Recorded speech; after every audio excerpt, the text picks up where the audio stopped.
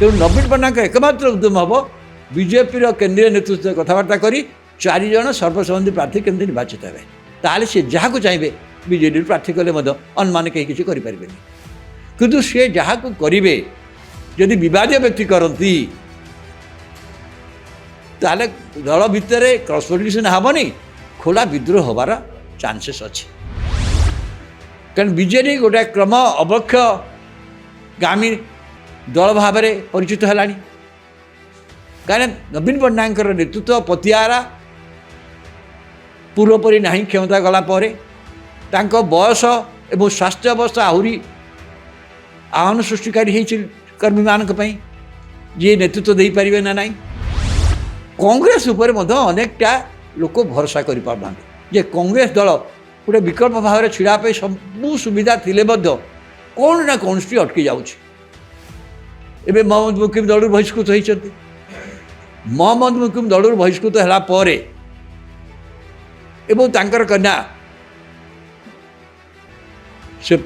Sophia को लेकिन बर्तमान नुआ वर्ष जो पोस्टर सब कटक सहर कारण से कटकर विधायिका जो बाहर से दुई जन फोटो था कि हाथ चिन्ह रखुना सी ये मोहम्मद मुकिम गोटे निर्दिष्ट भाव में राजनीति करवा लोक पुरुखा लोक पुराणा कांग्रेस नेता सी नीरव ही बसबेनि यहाँ मतलब स्पष्ट यहीटा जो सी गोटे विकल्प राजनीतिक दलर सूत्रपातर मूल दुआ पकई पारि पकई पारती ये गोटे संभावना सृष्टि होती 2026 वर्षटी ओडिशा राजनीति पर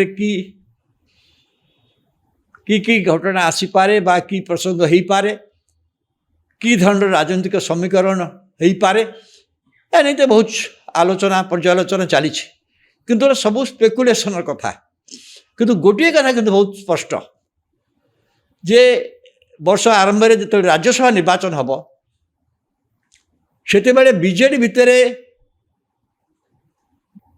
जो अवस्था अच्छी बीजेडी जड़े सदस्य राज्यसभा को जी किसी असुविधा नहीं 50 मेंबर अच्छी बीजेपी बंद 2 जन सदस्य तो जीवार किसी असुविधा नहीं किंतु 4टा आसन खाली हे से चतुर्थ आसन टी किए जीव ता नहीं अच्छी एवं बीजेडी जहाँ को पठेब क्या पठेब बीजेपी किए जी 2 जन बा 3 जन जहाँ केंद्रीय नेतृत्व स्थिर करेंगे आप जानते बीजेपी तो राज्यसभा प्रार्थित्व से केंद्रीय पार्लियामेंट बोर्ड ही स्थिर कर किंतु ओडिशा तो नवीन पट्टनायक स्थिर करेंगे किए जीव बीजेडी जो मान ना आलोचित होची से जहाँ को पठेले गोटाए बड़ दंड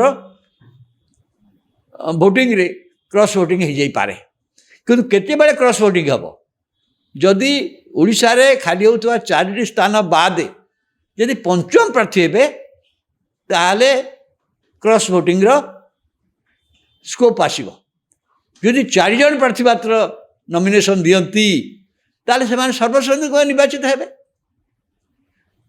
तेणु ए क्षेत्र में नवीन पट्टनायक को केवल बीजेपी सहित गोटे बुझाणा करा पड़ो जे चतुर्थ पार्टी जो कहली जहाँ को लेकिन बद अच्छी तो 2 जन जी आंकर तो जड़े जी चतुर्थ प्रार्थी नहीं कि जदि बीजेपी सहित से बुझाणा करदे उभय को चुआउवा जड़े प्रार्थी चतुर्थ प्रार्थी जी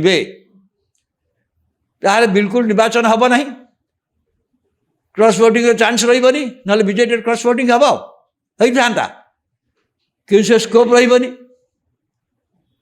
से क्षेत्र में नवीन पट्टनायक जहाँ को चाहिए जहाँ को मनोनीत करेंगे पठे पारे यही स्कोप जदि हो गला तो नवीन पट्टनायक जहाँ चाहिए पठेदेवे और कांग्रेस गोटे प्रार्थी देवार विधायक संख्या अच्छी 14 अच्छी किंतु 14 तो कहीं निर्वाचित हे ना नॉमिनेशन दे पारे 10 जन दरकार नॉमिनेशन देवा दस्तखत कर पारती किंतु किए हम प्रार्थी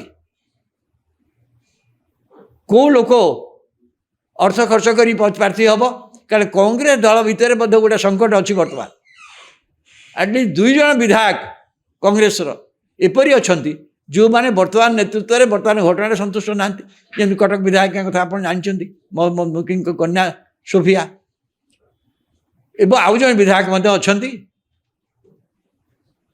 से सरकार କାର୍ଯ୍ୟକଳାପରେ ସନ୍ତୁଷ୍ଟ ରାଜ୍ୟ ନେତୃତ୍ୱ କାର୍ଯ୍ୟକଳାପରେ ସନ୍ତୁଷ୍ଟ ନାହାନ୍ତି ସେମାନେ ମଧ୍ୟ କ୍ରସ୍ ଭୋଟିଂ କରିଦେଇ ପାରନ୍ତି। ତେଣୁ ଏଭଳି ଗୋଟେ ଜିନିଷ କଂଗ୍ରେସ ଦଳ ନିଜକୁ ଏକ୍ସପୋଜ୍ କରିବାକୁ ଚାହିଁବନି। ଭୋଟ୍ ହେଲେ ସିନା ଏକ୍ସପୋଜ୍ ହେବ।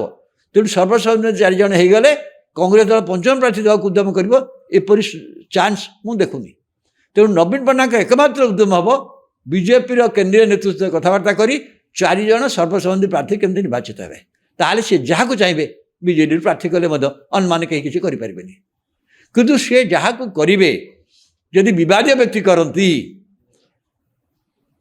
ତାହେଲେ ଦଳ ଭିତରେ କ୍ରସ୍ ଭୋଟିଂ ସିନା ହେବନି, ଖୋଲା ବିଦ୍ରୋହ ହେବାର ଚାନ୍ସେସ୍ ଅଛି। କାରଣ ବିଜେଡ଼ି ଗୋଟାଏ କ୍ରମ ଅବକ୍ଷଗାମୀ ଦଳ ଭାବରେ ପରିଚିତ ହେଲାଣି। କାରଣ ନବୀନ ପଟ୍ଟନାୟକଙ୍କର ନେତୃତ୍ୱ ପତିଆରା ପୂର୍ବପରି ନାହିଁ। କ୍ଷମତା ଗଲା ପରେ ତାଙ୍କ ବୟସ ଏବଂ ସ୍ୱାସ୍ଥ୍ୟ ଅବସ୍ଥା ଆହୁରି ଆହ୍ୱାନ ସୃଷ୍ଟିକାରୀ ହେଇଛି କର୍ମୀମାନଙ୍କ ପାଇଁ, ଯିଏ ନେତୃତ୍ୱ ଦେଇପାରିବେ ନା ନାହିଁ। ଦଳ ବିଶାଳ ସଂଗଠନ ଦୃଷ୍ଟିରୁ ବିଶାଳ 30ଟା ଜିଲ୍ଲା ପରିଷଦ ତାଙ୍କ ହାତରେ ଅଛି। କିନ୍ତୁ ଏ ଦ୍ୱନ୍ଦ୍ୱ ବିଜେଡ଼ି ରହିଛି, ବିଜେଡ଼ିକି ଆଉ ଭରସା କରି ହେଉନି ସେଇ ଦୃଷ୍ଟିରୁ।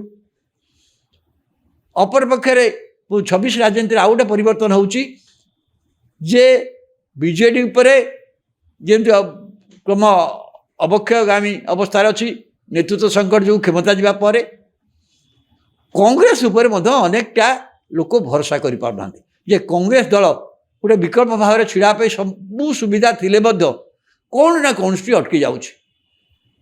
ଏବେ ମହମ୍ମଦ ମୁକିମ ଦଳରୁ ବହିଷ୍କୃତ ହୋଇଛନ୍ତି। ମହମ୍ମଦ ମୁକିମ ଦଳରୁ ବହିଷ୍କୃତ ହେଲା ପରେ ଏବଂ ତାଙ୍କର କନ୍ୟା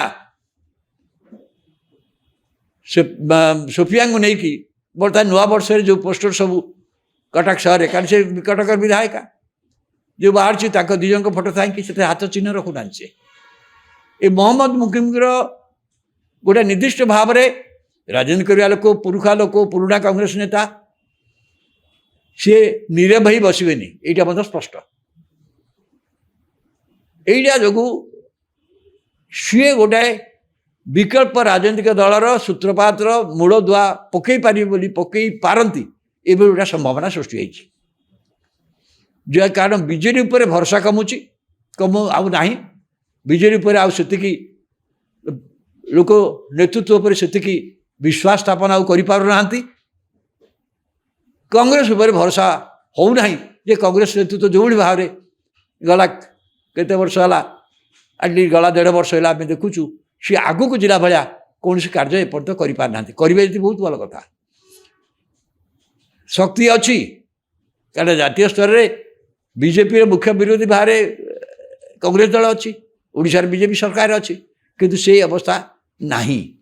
ସେହି ସକାଶେ 26 ମସିହାରେ ଓଡ଼ିଶାରେ ଗୋଟେ ନୂଆ ସମୀକରଣର ସମ୍ଭାବନା ରହିଛି ଏବଂ ସେ ଦିଶରେ ଆଲୋଚନା ମଧ୍ୟ ଜୋରଦାର ଚାଲିଛି ବିଭିନ୍ନ କ୍ଷେତ୍ରରେ। ମୁଁ କହିଲି ମହମ୍ମଦ ମୁକିମ ଗୋଟେ ଯାହାର ସୂତ୍ରପାତ ହୋଇପାରନ୍ତି, କିନ୍ତୁ ଅନ୍ୟମାନଙ୍କ ଭିତରେ ମଧ୍ୟ ବିଜେଡ଼ିରୁ ଅସନ୍ତୁଷ୍ଟ, ବିଜେଡ଼ିରୁ ଯାଇଥିବା, ରାଜନୀତିରେ ବିଲକୁଲ କେଉଁ ଦଳରେ ନଥାଇ ସକ୍ରିୟ ଭାବେ ଲକ୍ଷ୍ୟ କରୁଥିବା ଏବଂ ସାଧାରଣ କର୍ମୀ, ଯେଉଁ ରାଜନୈତିକ କର୍ମୀ ସାରା ଓଡ଼ିଶା ରାଜନୀତି ମୋତେ ତ ଆଜି କେଉଁଝର ଜଣେ ବ୍ୟକ୍ତି ଆସି କହିଲେ ଆଜ୍ଞା ଓଡ଼ିଶାରେ ଗୋଟେ ନୂଆ ଆଞ୍ଚଳିକ ଦଳ ଦରକାର। ମୁଁ କହିଲି ବିଜେଡ଼ି ଅଛି ନା, ବିଜେଡ଼ି ଦ୍ୱାରା ହେଇପାରିବନି।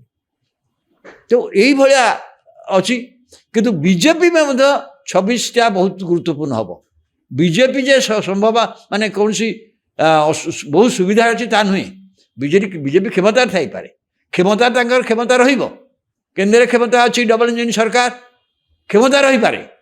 କିନ୍ତୁ ବିଜେପି ଭିତରେ ଯେଉଁ କନ୍ଦଳଟା ମୁଁ ଭାବୁଛି କମିବା ପରିବର୍ତ୍ତେ ବଢ଼ି ବଢ଼ି ଚାଲିଛି। ଯଦିଓ ଏବେ ସରକାରୀ ଓକିଲ ନିଯୁକ୍ତି କରିଛନ୍ତି, କିନ୍ତୁ ନିଗମ ହୋଇପାରୁନି, ମନ୍ତ୍ରିମଣ୍ଡଳ ପରିବର୍ତ୍ତନ ହୋଇପାରୁନି, ମନ୍ତ୍ରିମଣ୍ଡଳ ବିଭାଗ ବଢ଼ିପାରୁନି। ଇତିମଧ୍ୟରେ ଧର୍ମେନ୍ଦ୍ର ପ୍ରଧାନଙ୍କର ଓଡ଼ିଶାର କାର୍ଯ୍ୟକଳାପ, ବିଶେଷ ଭାବରେ ପଶ୍ଚିମ ଓଡ଼ିଶାରେ ସେ ଯେଉଁ ପ୍ରକାର କାର୍ଯ୍ୟ କରୁଛନ୍ତି, ସେ ଗୋଟିଏ ସମାନ୍ତରଳ ସଂଗଠନ ସୃଷ୍ଟି କଲା ଭଳିଆ କାର୍ଯ୍ୟ କରିଛନ୍ତି। ଚଷାମାନଙ୍କର ଜାତିଭିତ୍ତିକ ଗୋଟେ ଚଷାମାନଙ୍କର ବିରାଟ ସମ୍ମିଳନୀ କଲେ। ଓବିସି ପ୍ରସଙ୍ଗଟାକୁ ପ୍ରମୁଖ ଭୂମିକାକୁ ସେ ଆଣିବାକୁ ଚାହୁଁଛନ୍ତି। ଯଦି ଜାତିଭିତ୍ତିକ ଜନଗଣନା କଂଗ୍ରେସ ଦଳ କରିଥିଲା, କିନ୍ତୁ ବିଜେପି ଯେହେତୁ ଏଥର ଜାତିଭିତ୍ତିକ ଜନଗଣନା ହେବ, ମୁଁ ଭାବୁଛି ସେ ଦୃଷ୍ଟିରୁ ଧର୍ମେନ୍ଦ୍ର ପ୍ରଧାନ ଆଗୁଆ ପଦକ୍ଷେପ ନେଇଛନ୍ତି ଏବଂ ଚଷାମାନଙ୍କ ଜରିଆରେ ସେ ଗୋଟେ ଦେଖାଇବାକୁ ଚାହାନ୍ତି ଓଡ଼ିଶାରେ ବିଭିନ୍ନ ଆଦିବାସୀମାନଙ୍କ ପ୍ରଭାବ ଅପେକ୍ଷା ଚଷାମାନଙ୍କ ପ୍ରଭାବ ଅଧିକ ଏଇଭଳିଆ ଗୋଟେ ବାତାବରଣ ଦେବାକୁ ମଧ୍ୟ ଚେଷ୍ଟା କରାଯାଇପାରେ ବୋଲି ଅନୁମାନ କରାଯାଉଛି। ଏବଂ ସେଇଟା ଯଦି ବିଜେପି ଗୋଟେ ସମସ୍ୟା ହେବ, ଯଦି ବିଜେପିରେ ଯିଏ ରାଜ୍ୟ ସଭାପତି ଅଛନ୍ତି ସେ ମଧ୍ୟ ସେଇ ଗୋଷ୍ଠୀର ସେଇ ଜାତିର, କିନ୍ତୁ ଇଏ ଯେପରି ବାହାର କରୁଛନ୍ତି ସେଇ ହିସାବରେ ଆକୁ ଲକ୍ଷ୍ୟ କରି ବିଜେପିର ଏଠାରେ ଯେଉଁ ବିଭିନ୍ନ ଜିଲ୍ଲାରେ ଯେଉଁ ସବୁ କର୍ମକର୍ତ୍ତା ନିଯୁକ୍ତ ହୋଇଛନ୍ତି, ଆପଣ ଦେଖିବେ ସେ କର୍ମକର୍ତ୍ତା ନିଯୁକ୍ତିରେ ଯେଉଁ ବର୍ଗର ହୋଇଛନ୍ତି ସେ ଓବିସିରେ କେଉଁ ଜାତିର ସେ ଲେଖାଯାଉଛି, ଯେମିତି ଏସ୍ଟିରେ ହୋଇଛନ୍ତି, ଟ୍ରାଇବେଲ୍ ହୋଇଛନ୍ତି, କେଉଁ ଆଦିବାସୀର କେଉଁ ନିର୍ଦ୍ଦିଷ୍ଟ ଜାତିର ଏ କନ୍ଧ କି ଅମକ କୋଲ୍ହ କି ସେ ଅମକ ତା ମଧ୍ୟ ଲେଖାଯାଉଛି। ତେଣୁ ଜାତିଭିତ୍ତିକ ରାଜନୀତିଟା ଓଡ଼ିଶାରେ ଜୋରଦାର ହେବା ପାଇଁ ଗୋଟେ ଭିତ୍ତିଭୂମି ବର୍ତ୍ତମାନ ଆସିଗଲାଣି। ସେଥିରେ କଂଗ୍ରେସ କେତେ ବାଟ ଯିବ, କଂଗ୍ରେସ ଏଇଟା ଜାତୀୟ ପ୍ରସଙ୍ଗ ଭାବରେ ନେଇଛି ଏବଂ ବିଜେପି ସେ ଦୃଷ୍ଟିରୁ ମୁଁ ଭାବୁଛି ଆଗୁଆ ହେଇ ଚାଲୁଛି। ଏବଂ ପ୍ରଥମ ବଲ୍ ଯଦି ଓଡ଼ିଶାରେ କ୍ଷେତ୍ରରେ କିଏ ବର୍ତ୍ତମାନ ପରିସ୍ଥିତିରେ ଆରମ୍ଭ କରିଛନ୍ତି ସେ ହେଲେ ଧର୍ମେନ୍ଦ୍ର ପ୍ରଧାନ, ଚଷା ସମ୍ମିଳନୀ କରିକି।